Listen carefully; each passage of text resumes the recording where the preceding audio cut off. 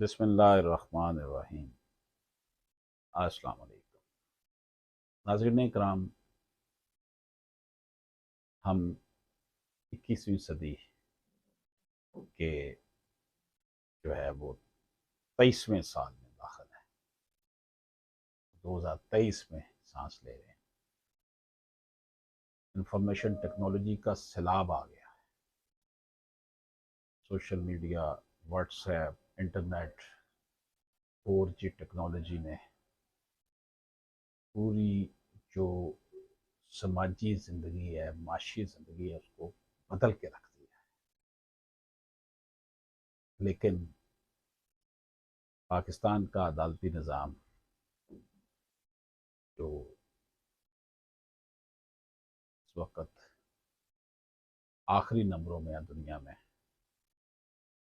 Sudan, मोरितानिया, गर्ज ये कि वो ममालिक जो हैं वो भी हमसे बेहतर हैं, जिनका नाम बहुत कम लोग सुनते हैं।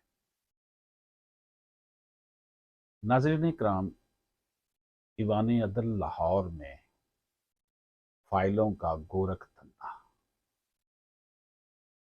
और रिश्वत का बाजार जो गर्म है, उस हवाले से आज हम बात करेंगे।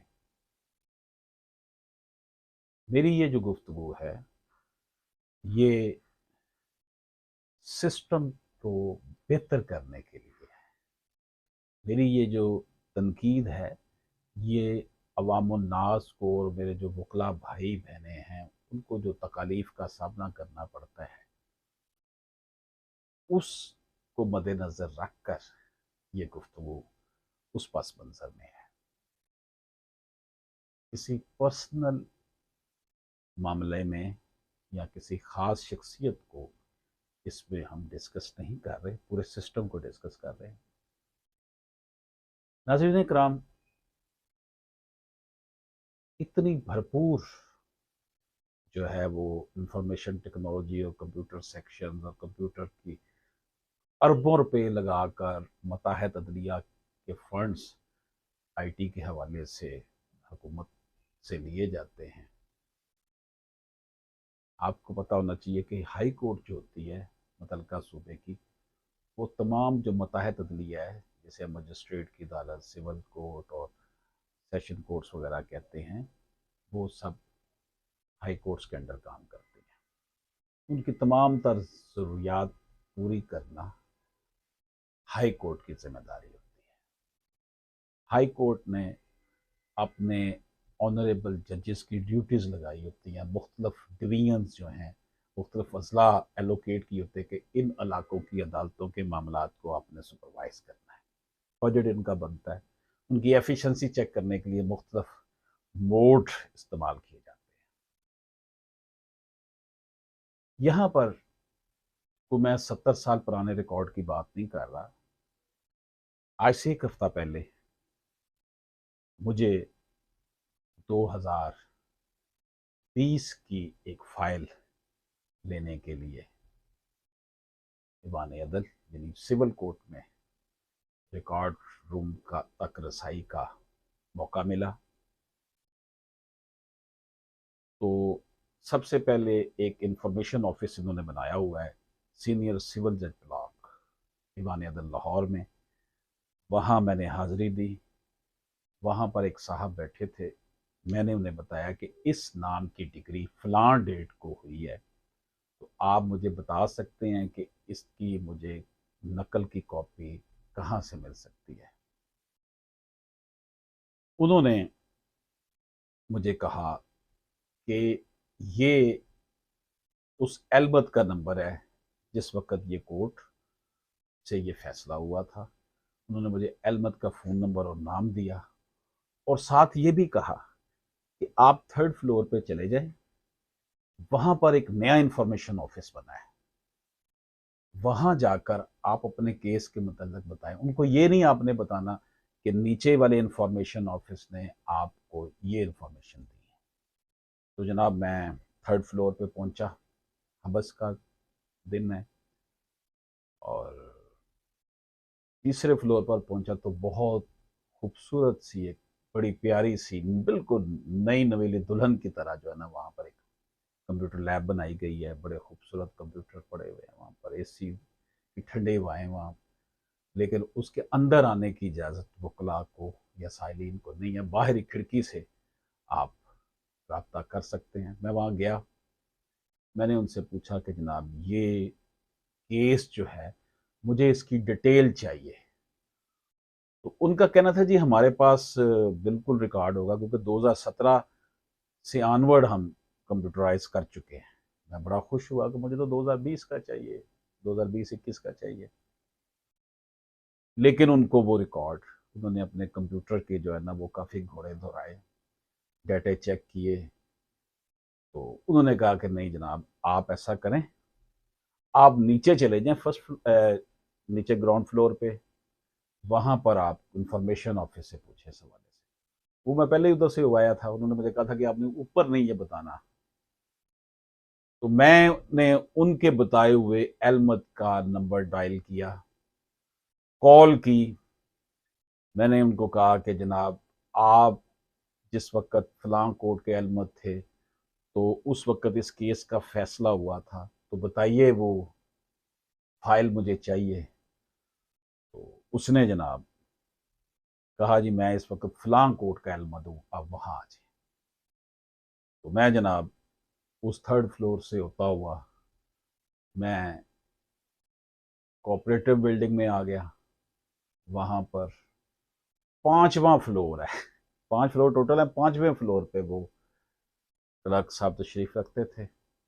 उनकी खिदमत में हाजिर हुआ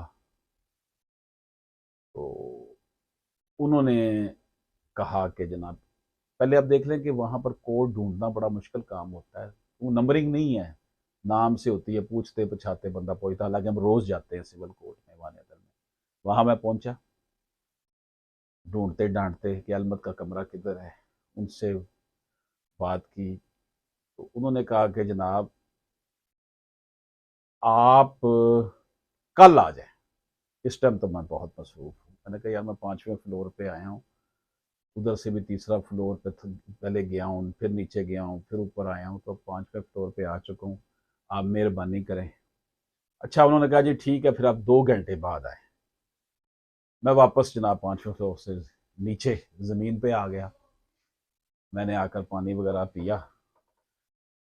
ये काम मैं किसी क्लर्क के ज़िम्मे या अपने किसी जूनियर के ज़िम्मे भी लगा सकता था, लेकिन न जाने क्यों मैं चाहता था कि मैं खुद ही इसकी कोशिश करूं, क्योंकि मुझे लग रहा था कि जिस तरह का रवैया नज़र आ रहा था, मुझे लगता था ये 2 महीने भी फाइल नहीं हमें मिल सके। तो जनाब 2-3 घंटे बाद मैं फिर गया उसी अलमत के पास। उसने कहा जनाब, वो अब रीडर की सीट पे बैठा हुआ था कोर्ट में। उसने कहा जनाब रीडर साहब शॉर्ट लीव पे चले गए, मुझे इनकी सीट पे बैठना पड़ रहा है, मैं तो बड़ा मसरूफ़ हूँ। आप ऐसा करें, मंडे को आए।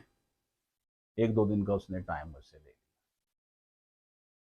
मैं और मुझे खर्चा देकर जाए।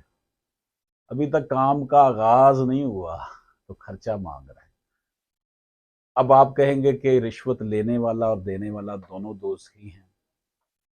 तो अब अगर मैं वहां पर जन्नती बनने के लिए उसके पास 10 दफ़ा जाऊं, 20 दफ़ा जाऊं, और जन्नत हासिल करने के लिए मुझे जन्नत भी ना मिले और फाइल भी ना मिले, तो फिर मैं क्या करूंगा। तो जनाब जिस साइल की फाइल थी उससे मैंने पैसे लेकर उसको कुछ खर्चा दिया। इसकी तफसील आपको मैं बाद बताऊंगा कि कितना खर्चा दिया। उसे वो खर्चा कहते हैं, रिश्वत नहीं कहा जाता।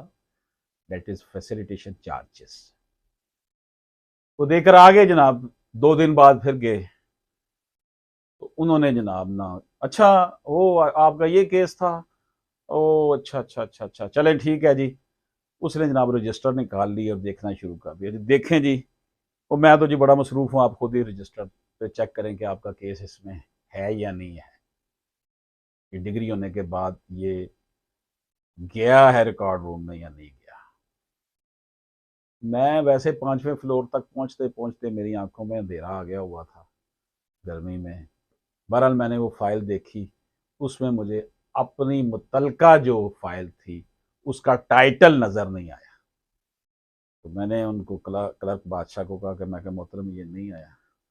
क्योंकि अच्छा जी इसमें ये है कि ये हो सकता है इसमें कोई दरख्वास्त आ गई हो तो ये दोबारा अदालत में चल रहा हो किसी और टाइटल के नाम से, तो आप हमारी अदालत के ना कंप्यूटर ऑपरेटर के पास जाएं, वो उससे कुछ चेक कराएं जाके। दोबारा उसके उधर उस कोर्ट के पास गए, उन्होंने कहा जनाब चेक किए, नाम शाम डाले, लेकिन आगे पीछे नाम करके डाले टाइटल को, लेकिन कोई रिकॉर्ड नहीं मिला। उसने कहा जनाब बात ये है कि ये मुझे कुछ इसका और ही कुछ करना पड़ेगा, आप कल आ जाएं। उस 5वें फ्लोर से मैं वापस फिर ज़मीन बोस हुआ, नीचे आ गया। अगले दिन गया तो मिल ही नहीं रहे थे वो एलमत साहब।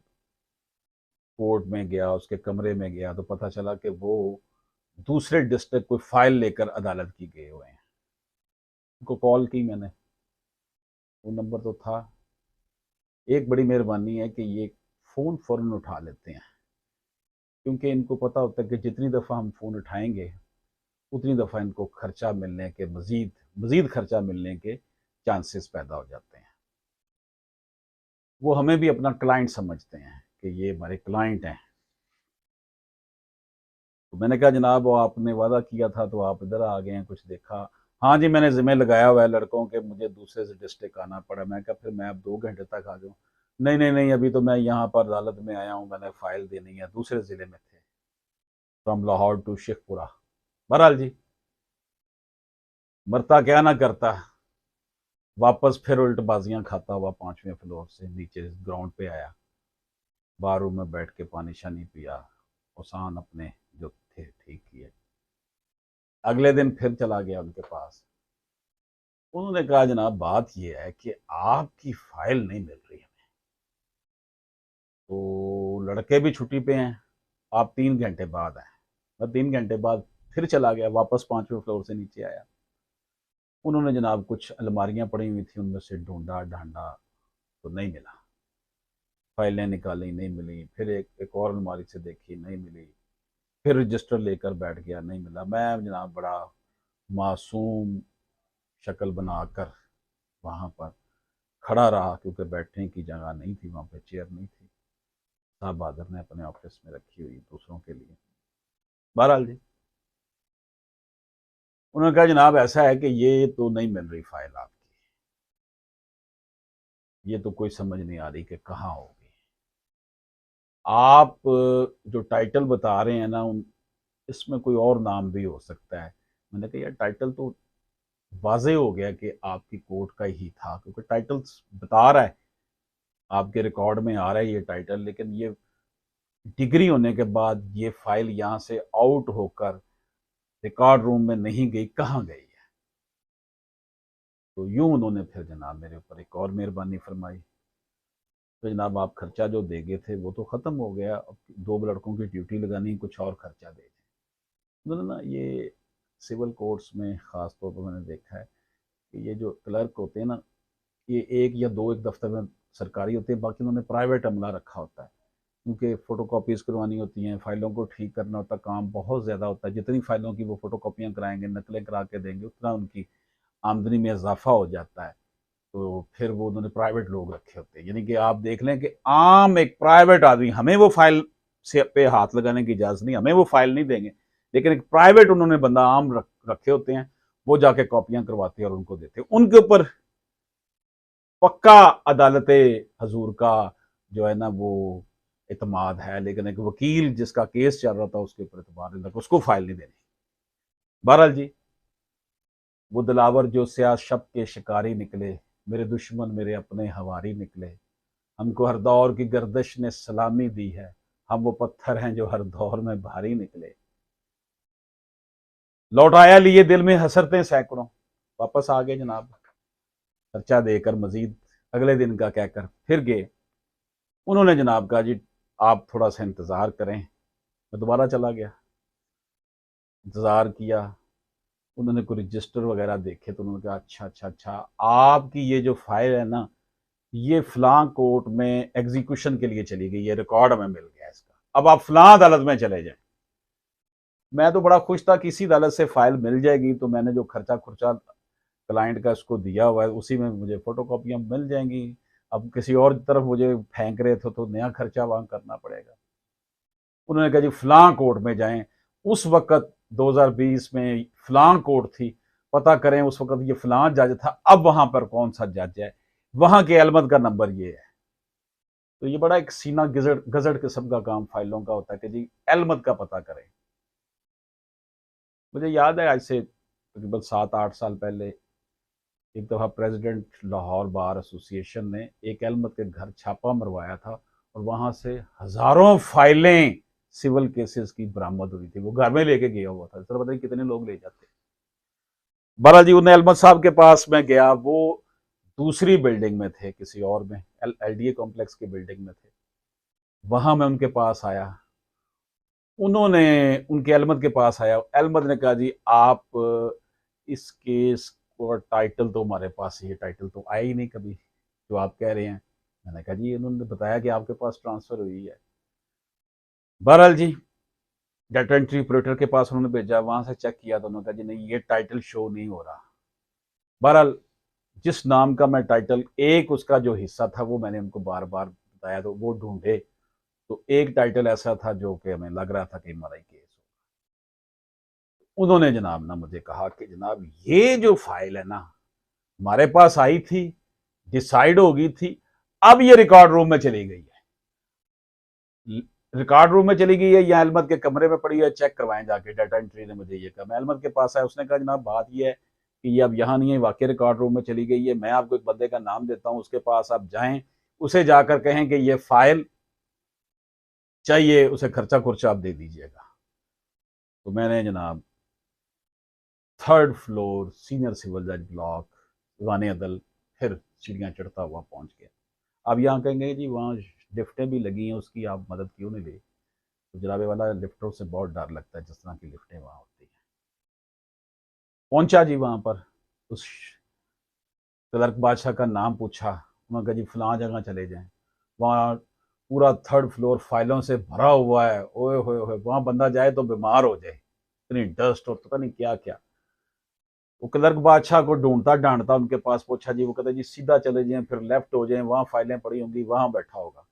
उसके पास गया, उसने, मैंने उसे कहा जी ये फलां जर्नल नंबर है, फलां सीरियल नंबर है, फलां डेट है, तो मुझे उन्होंने कहा जी अब मैं, मेरी ड्यूटी वहाँ नहीं रही, वहाँ पर फलां नाम का बंदा आपको मिलेगा, आप फलां जगह पे ना घूम कर जाएं, लेफ्ट साइड पर एक कमरा होगा वहाँ जाएं। उसके पास मैं चला गया, उसने जब नंबर देखा कहते जी पहले ये फाइलें मेरे कब्जे में होती थी, अब फलां बंदे के पास चली गई हैं, ये फलां जो कमरा है ना आपको सीढ़ियों के पास, वहां कमरे में एक लड़का होगा, उसे जाकर मिले। उसके पास जनाब चला गया। अब आप यकीन जानिएगा मैं अपने हाफजे के जोर पर आपको पूरी स्टोरी सुना रहा हूँ। अब मुझे नहीं पता मैंने क्या क्या कुछ आपको सुना चुका हूँ, मैंने बिल्कुल वो एक सिमेट्री बनाई हुई है कि क्या क्या मेरे साथ होता रहा है। तो उनके पास गया तो उन्होंने कहा कि फाइल सिर्फ देखनी है या कॉपी करवानी है? मतलब ये था कि सिर्फ देखनी है तो फिर तो ये खर्चा बहुत कम देगा, अगर कॉपी शॉपी करानी है तो फिर नवाजात जो है बढ़ जाएंगी। मैंने कहा यार मैंने कॉपी भी करानी है लेकिन दिखा दो। कहता नहीं जी इस वक्त तो नहीं दिखाई जा सकती, इस टाइम तो मैं बहुत मसरूफ हूँ, आप ऐसा करें, आप कल आ जाएं, कल आपको कॉपियां मिल जाएंगी। तो यूं अशरफ आसमी एडवोकेट जो अपने एक एक लम्हे को कीमती समझता है, वो काम जो एक क्लर्क भी कर सकता है, एक पीएन भी कर सकता है, वो काम खुद करने निकला था, तो उसका ये हशर हुआ। अगले दिन मैं गया, पहुंचा तो मसूफ का लॉक लगा हुआ था। उन्होंने, मैंने पूछा जी आप किधर हैं? उन्होंने कहा जी मैं फलां बिल्डिंग के फलां अहमद के कमरे में इस टाइम बैठा हूँ, वहाँ आ जाए। मैंने कहा यार कॉपियाँ हो गई हैं? हाँ जी आ जाए आ जाए आ जाए, आप आ जाए। मैं वहाँ गया तो उसने कहा जनाब हाँ जी आ गए हैं। मैं कहा हाँ जी। वो ऐसा करें, ये फ़ोन नंबर मैं आपको दे रहा हूँ, आप कॉपी ब्रांच में चले जाएं, नीचे सर्टिफाइड कॉपी आपकी, वहाँ आपको फलां बंदा मिलेगा, वो आपको फ़ोटो कॉपीज़ भी दे देगा और कॉपी भी दे देगा। मैंने जनाब नीचे आया, उस फ़ोन किया, वो बंदे को मिला, लड़के को, बड़ा चुस्त चालाक, वो भी कोई प्राइवेट आदमी था। मैं उससे मिला, मैंने कहा जनाब फ़लाँ साहब ने मुझे भेजा है। तो उन्होंने कहा जी सर्टिफाइड कॉपी आप इनसे वसूल करें, ये और जो कच्ची कापी है आपको भी मिल जाती है, बैठ जाए। मैंने कहा जी कितनी देर? बस जी बन गई है, आप बैठे 2 मिनट में आ रही है। तो 20 मिनट गुजर गए, तो मैंने कहा जी 20 मिनट गुजर गए? नहीं जी नहीं, अभी तो 5 मिनट नहीं गुजरे। मैंने कहा बेटा आप, कि मैं बाप की जगह पे हूँ, मुझे इतनी देर से आपने बिठाया हुआ, तो कॉपी ला दें। अभी 5 मिनट ही हुए हैं जी, क्या हो गया? मैं कहा यहाँ पे मैं सो जाऊँ, जो आपने बेंच रखा हुआ है, फटियों फटियों से बना हुआ बेंच, वहाँ पे इतनी देर बंदा बैठ नहीं सकता। नहीं नहीं नहीं, सोना क्यों है जी, अल्लाह खैर करे, आपने क्यों सोना है, आप बैठे हैं, अभी 5 मिनट नहीं हुए। तो वो मुझे जनाब आधे घंटे को भी 5 मिनट कह रहा था, नहीं हुए। बहरहाल जी कुछ देर बाद वो आया, कॉपियाँ उसने मुझे दी, फोटो कॉपीज भी फाइल की, सर्टिफाइड कॉपी मैं ले चुका था। उसने जनाब कॉपी का रेट मार्केट रेट से भी ज़्यादा लगाकर पैसे चार्ज किए। मैंने उससे कहा भी इतना तो नहीं होता। वो नहीं नहीं जी इतना ही होता है, आपको नहीं पता सर, बड़ी महंगाई हो गई है, मेरा खर्चा मुझे लगा दें। वो मैंने फिर उससे कॉपी ले ली और मैं वापस बारू में आके बैठ गया, और ये जो सरगुजश्त सुनाई है, इसमें वो कमी कर दी होगी, ज्यादती नहीं होगी जितना कि मैंने खपा है। एक दिन तो ये हालत हो गई थी कि मुझे इतना वो हब्बस की वजह से सर में दर्द शुरू हो गया कि मैंने जनाब को 500 रुपये का दूध सोडा बना के अकेले नहीं पी लिया। रिश्वत का बाजार गर्म है, फाइलों का गोरख धंधा जो है, ये सिर्फ 2-3 साल पुराना रिकॉर्ड के साथ, या जो बंदा 10-20-30 साल का रिकॉर्ड लेने चला जाए तो उनकी तो क्लर्कों की चांदी हो जाती है। वो तो साइलिन को घुमा के रख देते हैं। मैं तो फिर एडवोकेट और ऑलमोस्ट सारे अल्हम्दुलिल्लाह दोस्त जानते हैं, वकला भी जानते हैं, जजेस भी एहतराम देते हैं, लेकिन ये वकील के साथ ये सलूक वहां पर हो रहा है, आम वकील के साथ भी ये सलूक हो रहा है, साइलिन के साथ तो इससे ज्यादा सलूक बुरा होता होगा। इसका जिम्मेदार कौन है? इसका जिम्मेदार चीफ जस्टिस है, जो कि अपने सिर्फ अदालत में बैठकर 2-4 केस रोज के सुनकर अहकाम जारी कर, क्योंकि चीफ जस्टिस जो होता है ना हाई कोर्ट का, वो अपने सूबे की तमाम अदालतों का हेड होता है। उन्हें चाहिए कि इंस्पेक्शन करें, फंड्स इनके पास बहुत होते हैं, अल्ले तल्लों में खर्च हो जाते हैं। आम आदमी का वास्ता सुप्रीम कोर्ट से नहीं पड़ता, आम आदमी का वास्ता सिविल कोर्ट से, मजिस्ट्रेट की कोर्ट से। रिश्वत का ये जो बाजार गर्म हुआ है, ये कैसे ठीक होगा? कुछ भी नहीं है, कंप्यूटराइज दौर है। आप जो फाइल आए उसको जनाब आप बड़े अच्छे तरीके से पैक करें, और उनको जनाब रिकॉर्ड रूम अच्छा बनाएं, वहाँ रखें, साथ उसका सारा रिकॉर्ड कंप्यूटर में ले आए, स्कैन करके रख लें। पूरी दुनिया का निज़ाम कंप्यूटर पे चल रहा है, आपका बैंकिंग सिस्टम कंप्यूटर पे चल रहा है, आपका एटम बम कंप्यूटर पे लगे हुए हैं, आपका पूरा जनाब ना निज़ाम है, जिंदगी सारा कंप्यूटर के साथ अटैच है। तो इतने बोसीदा तरीके से डील हो रहा है, और ये इसलिए मिल गया ये नाम नंबर शंबर। वो कह रहे थे जी 2017 के बाद हमने कंप्यूटराइज डाटा किया हुआ है, जो 2017 के बाद के केस हैं। तो अगर मैं चला जाता 1967 का केस लेने के लिए, तो फिर मुझे यकीन जानी हो सकता था कि अगले जहान में पहुंचने के बाद ही वो फाइल मिलती। अरशाक पे उल्लू बैठा है, अंजाम गुलिस्तां क्या होगा? इजाज़त दीजिए, अल्लाह हाफिज़।